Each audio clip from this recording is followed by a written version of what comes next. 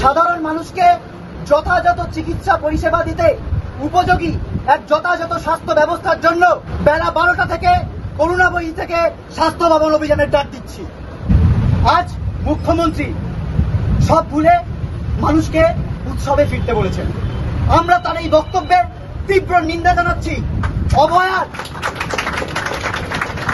অভয়ার বিচারহীন সবের ওপর দাঁড়িয়ে উৎসবের ডাক দেওয়া এক ন্যক্কারজনক নির্লজ্জতার পরিচয়। বিচার না পাওয়া অবধি উৎসবে ফেরার আবেদন অশ্লীল এবং অমানবিক। মুখ্যমন্ত্রীকে অবিলম্বে এই বক্তব্য ফিরিয়ে নিতে হবে। পুরো পর্যায়ে স্বাস্থ্য ভবন ক্রমাগত ন্যক্কারজনক ভূমিকা নিতে গেছে। আমাদের কাছে আজ এটা স্পষ্ট যে দুষ্ট চক্রটি এতদিন রাজ্যের স্বাস্থ্য ব্যবস্থায় ছুরি ঘোরাচ্ছিল, পাহাড় প্রমাণ দুর্নীতি, কলেজে কলেজে থ্রেটের রাজনীতি চালাচ্ছিল, এর দায় স্বাস্থ্য দপ্তরের উচ্চ পদস্থ কর্তারা এড়াতে পারেন না। উপরন্তু এও আমাদের কাছে প্রকাশিত হয়েছে যে সেমিনার রুম সংলগ্ন ঘরগুলিকে ভাঙার অর্ডারেও সই করেছিলেন স্বাস্থ্য সচিব, ডিএমই এবং ডিএইচএস। আমরা তাই স্বাস্থ্য সচিব, ডিএমই এবং ডিএইচএস এর অপসারণের দাবি করছি এদেরও সিবিআই তদন্তের আওতায় আনার। স্বাস্থ্য ভবনের এই পাহাড় প্রমাণ দুর্নীতি নিয়ে স্বাস্থ্যমন্ত্রীর কি বক্তব্য আমরা তাও জানতে চাই। এখনো পর্যন্ত এ ব্যাপারে তার কোনো বক্তব্য কিন্তু আমরা পাইনি। কেন পাইনি তাও জানতে চাই। আমরা ভেবেছিলাম আমাদের আন্দোলনের মাধ্যমে আমরা অভয়ার বিচারের সাথে সাথে স্বাস্থ্য দপ্তরের এই ভুগুর বাসা ভেঙে স্বাস্থ্য ব্যবস্থার আমূল পরিবর্তন করতে পারবো, প্রকৃত অর্থে তাকে জনমুখী করে তুলতে পারবো। কিন্তু আজ সুপ্রিম কোর্টে কপিল সিব্বল এবং সরকার আন্দোলনের অভিমুখকে জনবিরোধী বলে দাগিয়ে দেওয়ার চেষ্টা করছেন। এমত অবস্থায় আমরা আমাদের 5 দফা দাবি সহ উপরোক্ত দাবিগুলোকেও সামনে রেখে সাধারণ মানুষকে যথাযথ চিকিৎসা পরিষেবা দিতে উপযোগী এক যথাযথ স্বাস্থ্য ব্যবস্থার জন্য আগামীকাল বেলা 12টা থেকে করুণাবয়ী থেকে স্বাস্থ্য ভবন অভিযানের ডাক দিচ্ছি। আমরা মাননীয় মুখ্যমন্ত্রীর প্রেস বিবৃতি থেকে জানতে পারলাম সিপি নাকি তার কাছে পদত্যাগপত্র জমা দিতে এসেছিলেন। তিনি নিজে দায় স্বীকার করেছেন তদন্তের গাফিলতি। তারপরেও কেন তার পদত্যাগপত্র জমা নেওয়া হয়নি? পুলিশের কাজ কি শুধুই ভিড় নিয়ন্ত্রণ করা? এদের ভরসাতেই কি মেয়েরা কাজ করতে যাবেন? অবিলম্বে তাকে কাজ থেকে অব্যাহতি দিতে হবে। অভয়ার পরিজনকে টাকা দিতে চাওয়া ডিসি নর্থকে তদন্তের আওতায় আনতে হবে। মিথ্যে কথা বলে অভিজ্ঞকে আড়াল করতে চেয়েছেন ডিসি সেন্ট্রাল, তার বিরুদ্ধেও শাস্তিমূলক পদক্ষেপ নিতে হবে। আজকে আরজি করের মতো অবস্থা আমরা চাই না ভবিষ্যতে কোনো মেডিকেল কলেজে হোক, কিন্তু 9ই আগস্টের ঘটনা কোনো বিক্ষিপ্ত ঘটনা নয়। কলেজে কলেজে চলতে থাকা থ্রেটের রাজনীতির আলটিমেট এবং জঘন্য পরিণতি। প্রত্যেকটি কলেজ ইউনিয়ন এবং আরডি এর নির্বাচিত প্রতিনিধি দলের সাথে কলেজ কাউন্সিল ও রোগী কল্যাণ সমিতিতে অংশীদারিত্ব সুনিশ্চিত করতে হবে। এর জন্য প্রত্যেকটি কলেজে সুস্থ ও গণতান্ত্রিকভাবে ছাত্রছাত্রী ও জুনিয়র ডাক্তারদের মধ্যে নির্বাচন করা সরকার।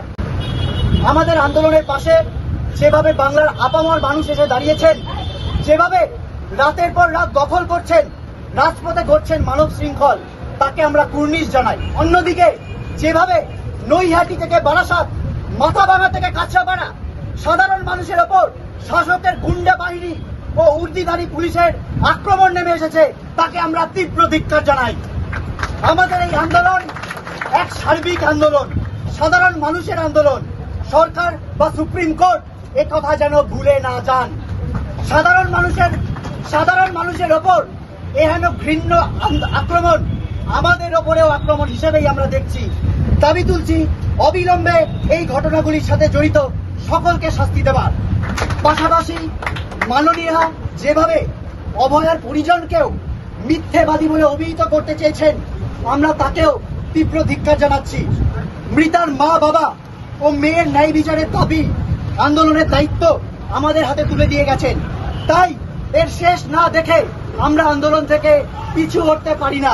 আমরা সরকারের উদ্দেশ্যে স্পষ্ট জানিয়ে দিতে চাই, আগামীকাল বিকেল 5টার মধ্যে রাজ্য সরকার পদক্ষেপ গ্রহণ করে আমাদের এই দাবিগুলি মিটিয়ে দিক, তবেই আমরা কর্মবিরতি প্রসঙ্গে ওনাদের আবেদন নিয়ে ভেবে দেখতে পারি। অন্যথায় আমরা বুঝব সরকার আদৌ চান না এই অচলাবস্থা কাটুক সেক্ষেত্রে রাজ্য জুড়ে যে পরিস্থিতি তৈরি হচ্ছে তার জন্য আমরা সরকারকেই দায়ী করতে বাধ্য থাকব। আজ সুপ্রিম কোর্টের শুনানির পর আমরা যার পর নাই হতাশ এবং ক্ষুব্ধ। অভয়ার ভয়াবহ ধর্ষণ ও হত্যার ঘটনায় যে তদন্তের ভার সিবিআই নিয়েছিল আমরা দেখতে পেলাম তাতে কোনো রকম অগ্রগতি হয়নি। বিচার পেতে এই দীর্ঘসূত্রিতার ভয় আমরা গোড়া থেকেই পাচ্ছিলাম। হাইকোর্ট থেকে সুপ্রিম কোর্ট, কলকাতা পুলিশ থেকে সিবিআই, তদন্তে হাত বদল হয়ে চলেছে, অথচ বিচার এখনো অধরা। উপরন্তু সুপ্রিম কোর্টের রাজ্য সরকার ও সরকারের উকিল কপিল সিব্বলকে আমাদের জুনিয়র ডাক্তারদের আন্দোলন ও কর্মবিরতিকে যেন তেন প্রকারেণ থামানোর জন্য ন্যাক্কারজনক একটা ভূমিকা রাখতে দেখলাম আমরা। ওনারা বলেছেন জুনিয়র ডাক্তারদের আন্দোলনের ফলে মানুষ মারা যাচ্ছেন, রোগী পরিষেবা ব্যাহত হচ্ছে ইত্যাদি। আমরা স্পষ্ট আরো একবার মনে করিয়ে দিতে চাই, রাজ্যের প্রতিটি মেডিকেল কলেজে রোগী পরিষেবা চালু আছে। সিনিয়র ডাক্তারেরা অক্লান্ত পরিশ্রম করে পরিষেবা দিচ্ছেন লাখো মানুষকে। আমরা রাজ্যবাসীকে এও মনে করিয়ে দিতে চাই, রাজ্যে মোট সরকারি হাসপাতালের সংখ্যা 245টি, যার মধ্যে মেডিকেল কলেজ মাত্র 26টি। মোট জুনিয়র ডাক্তারদের সংখ্যা 7,500 এরও বেশি নয়। পশ্চিমবঙ্গে মোট রেজিস্টার্ড ডাক্তারের সংখ্যা প্রায় 93,000। মাত্র কয়েকটি মেডিকেল কলেজে যেখানেও সিনিয়র ডাক্তাররা চিকিৎসা পরিষেবা দিচ্ছেন, সেখানকার জুনিয়র ডাক্তাররা কর্মবিরতিতে আছেন বলে গোটা স্বাস্থ্য ব্যবস্থা ভেঙে পড়ছে। এই কথাটা তাহলে কি করে বলা হচ্ছে? অর্থাৎ সরকার মিথ্যে কথা বলছে, সুপ্রিম কোর্টে মিথ্যে বক্তব্য রাখা হচ্ছে। আমরা মনে করছি এটা আমাদের আন্দোলনকে কালিমা লিপ্ত করে আন্দোলনের প্রতি মানুষের যে বিপুল জনসমর্থন তাকে বিপথে চালিত করার এক নক্কারজনক প্রচেষ্টা। আমরা সরকারি কৌশলী কপিল সিব্বল এবং স্বাস্থ্য দপ্তর তথা স্বাস্থ্যমন্ত্রীকে ধিক্কার জানাচ্ছি সুপ্রিম কোর্টকেও বিপথে চালিত করার এই ভিন্ন প্রচেষ্টার জন্য। আমরা সরকার তথা সুপ্রিম কোর্টকে মনে করিয়ে দিতে চাই, কেবল জুনিয়র ডাক্তাররা গোটা স্বাস্থ্য ব্যবস্থার মূল স্তম্ভ নন, তারা শিক্ষানবিশ মাত্র। আর যদি সরকারি পরিসংখ্যানগুলিকেও আমরা সত্যি বলে মেনে নিই, যদি কেবল জুনিয়র ডাক্তারদের কর্মবিরতির ফলেই স্বাস্থ্য ব্যবস্থা ভেঙে পড়ে, তা আসলে রাজ্যের সরকারি হাসপাতালগুলিতে যথেষ্ট সংখ্যক সিনিয়র ডাক্তার, নার্স, স্বাস্থ্যকর্মীর অভাব, সর্বোপরি স্বাস্থ্য ব্যবস্থার পরিকাঠামোগত বেহাল দশাকেই স্পষ্ট করে তোলে। এর দায় স্বাস্থ্য দপ্তর এবং স্বাস্থ্যমন্ত্রী এড়াতে পারেন না। আমরা আরো দেখলাম গত 27শে আগস্টের একটি রাজনৈতিক কর্মসূচিতে হওয়া হিংসাত্মক কার্যকলাপের দায়ও কপিল সিব্বল ও রাজ্য সরকার আমাদের কাঁধে চাপালেন। আমরা স্পষ্ট মনে করিয়ে দিতে চাই, আমরা 26শে আগস্টেই স্পষ্ট করেছিলাম উক্ত রাজনৈতিক কর্মসূচিটির সাথে আমাদের কোনো সম্পর্ক নেই। আমরা এ ধরনের কোনো হিংসাত্মক ও রাজনৈতিক উদ্দেশ্য প্রণোদিত কর্মসূচিকে কখনো সমর্থন করিনি, ভবিষ্যতেও করব না। কিন্তু যেভাবে সরকার তথা তাদের আইনজীবী সুপ্রিম কোর্টে এই মিথ্যাচারটি করলেন, তারও আমরা তীব্র বিরোধিতা করছি এবং ধিক্কার জানাচ্ছি। ঘটনা 30 দিন কেটে গেলেও রাজ্য সরকার এখনো আন্দোলনের মূল দাবিগুলিকে নিয়ে কোনো সদিচ্ছামূলক পদক্ষেপ নেয়নি। সমস্ত দায় সিবিআই তদন্তের ওপর চাপিয়ে দিতে চাইছে।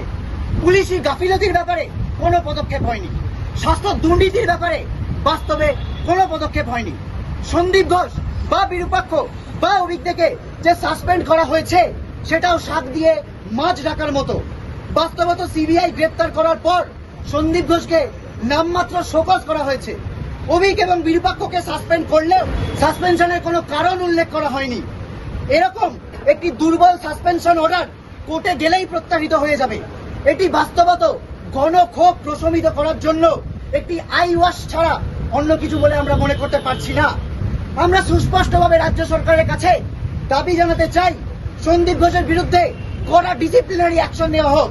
অভিক দে ও বিরূপাক্ষকে যথাযথ কারণ দর্শিয়ে তারপর সাসপেন্ড করা হোক স্বাস্থ্য ভবন।